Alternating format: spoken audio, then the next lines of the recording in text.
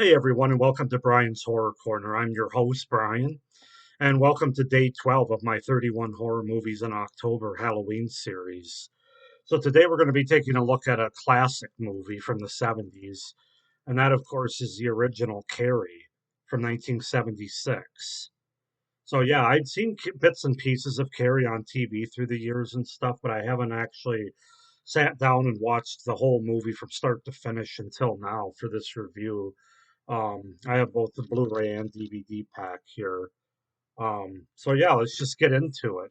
Obviously, I knew the gist of the story, but watching it from beginning to end, I hadn't done before. So, Carrie's a 1976 American supernatural horror film directed by Brian De Palma from a screenplay written by Lawrence Cohen, adapted from Stephen King's 1974 novel by the same name. The film stars Sissy Spacek as Carrie White, a shy 16-year-old who is consistently mocked and bullied at school.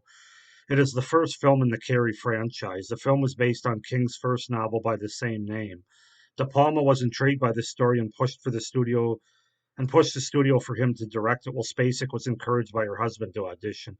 It is the first of more than 100 film and television production adaptations or based on the published works of King. So basically, the movie, we have shy 16-year-old Carrie White, who lives with her fanatically religious mother, Margaret, is unpopular at school and often bullied by her peers. When Carrie experiences her first period in the school shower, she panics, having never been told about this process. Carrie's classmates humiliate her by throwing tampons at her while chanting, "Plug it up," until the gym teacher, Miss Collins, intervenes. Following conversations with Miss Collins and the principal, Carrie is dismissed from school for the day. After arriving home, Margaret tells Carrie that her menstruation was caused by sin, and she locks Carrie in an altar like prayer closet to pray for forgiveness. At school, Collins reprimands Carrie's tormentors, punishes them with a week-long detention during gym class. She threatens that those who skip punitive measure will be suspended for 3 days and barred from the upcoming prom.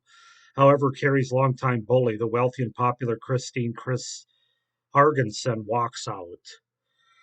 So yeah, that's basically the setup and the premise of the movie. It kind of goes from there. Cast wise, we have Sissy Spacek, of course, as Carrie White, Piper Laurie as her mom, Margaret White, Amy Irvin as Sue Snell, William Catt as Tommy Ross, John Travolta in an early role as Billy Nolan, Nancy Allen as Chris Hargensen, Betty Buckley as Miss Collins, and PJ Souls from the Halloween movie as Norma Watson. So yeah, that's the gist of Carrie, the setup and the cast for it. I haven't seen the remake. I know there's a remake of Carrie from the 2000s. I have not yet seen that movie, but like I said, I'm still pulling off some paper here. There we go. um, excuse me. I really enjoyed this movie. I can see why it's a classic. Like I said, I'd only seen bits and pieces on TV, but this is the first time I watched the whole movie. So we'll start with my pros, and you got to start with Sissy Spacek. Her performance as Carrie is, I just can't imagine a better performance by an actress. It's just great. She's able to make the character sympathetic, even to the point where many of the viewers, like myself, root for her, even after she commits mass murder. Basically, she just kind of she plays the character so well. We understand where it's coming from. She also plays the character really haunting and creepy when it needs to be. Obviously, towards the end of the film, great facial acting by her when she has the turn there at prom. Amazing transition from being sweet to a real badass mass murderer. So yeah, I just can't praise her performance enough. She'll always be the best Carrie to me. I mean, no offense to the gal that played her in the remake. I know she did a good job too, but Sissy Spacek made this role what it was. Um, it's a very well adapted movie from Stephen King's book. It's well written, well developed characters that gives the movie a lot of depth. Not just Carrie, but even her mom, her classmates, um, that teacher, Miss Collins, just kind of everybody is well written. We get to know just enough about them that we that there's good character development there. So I really enjoyed that aspect of it. It's a really simple and relatable story that just about anyone can relate to with the high school aspect. I mean, if you weren't teased and bullied in high school and sort of an outcast, you at least know somebody that was, or maybe you witnessed it. But it's definitely something everybody can relate to. The adolescent pains of growing up and everything that goes with it, especially for girls, overbearing parents, which again, hopefully most parents in the real world weren't quite as overbearing as the mom in this movie, but still, we've all had parents, or a lot of people have had parents that have been overbearing in one way or another. Maybe not quite to the extent that Carrie's mom was, but it really allows the viewer to see themselves in some way watching this movie. Which anytime you can do that with a movie, it makes the movie so much more because everybody can see themselves or see themselves in one of the characters in the movie. So very effective there. I think the opening of the movie, the first 10 or 15 minutes, does a really good job of setting things up from the character to the story to Carrie and everything she has to deal with. It's just a very effective start to the movie, starting with the volleyball match and then going to the locker room and what Carrie discovers in the shower.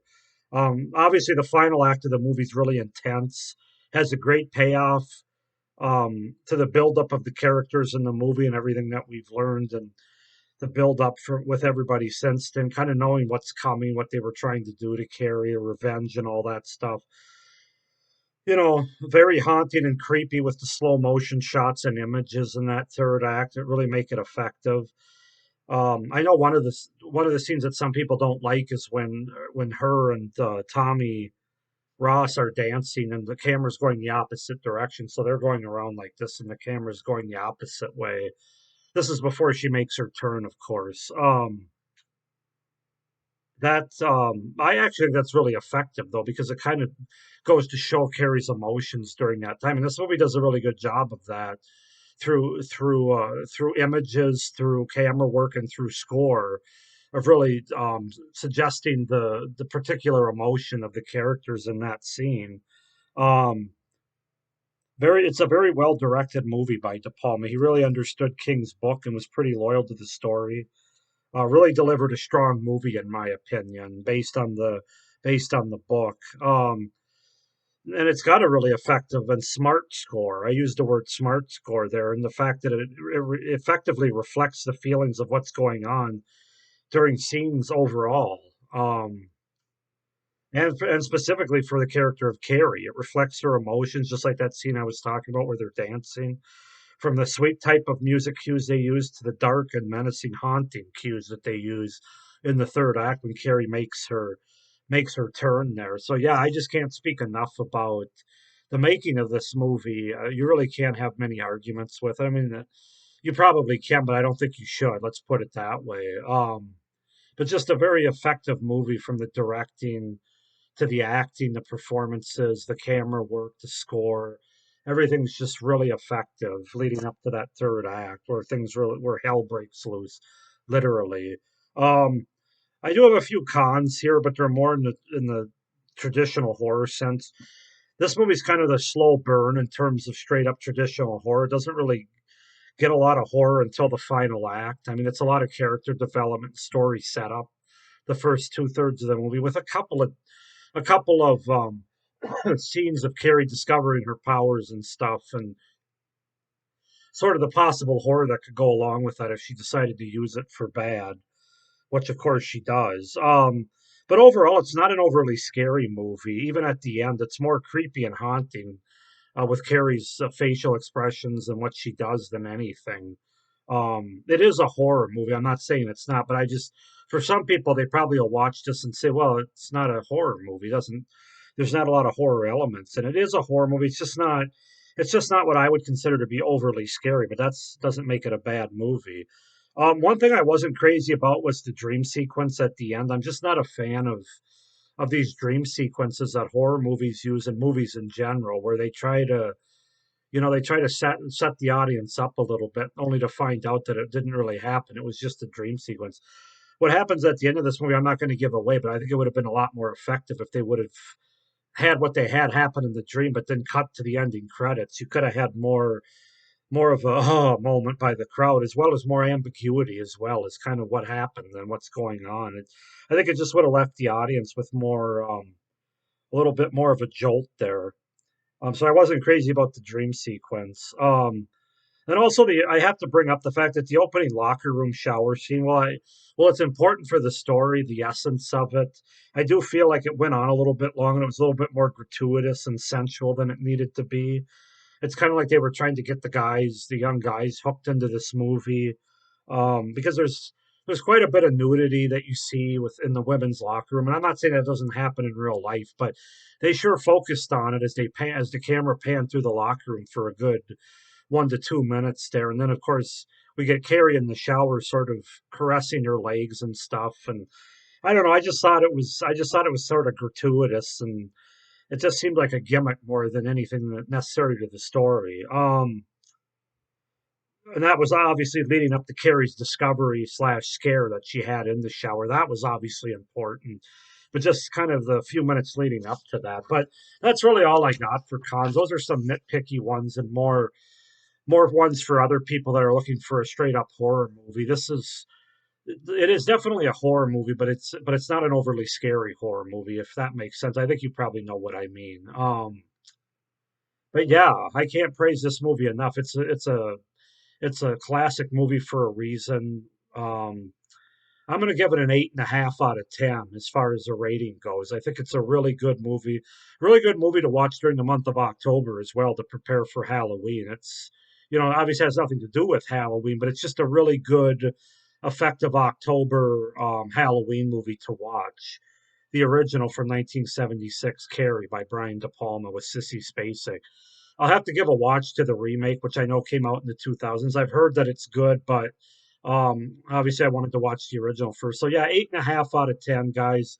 Go ahead and comment down below. Tell me if you've seen the original Carrie from 1976, what you think of it, pros and cons as you see them.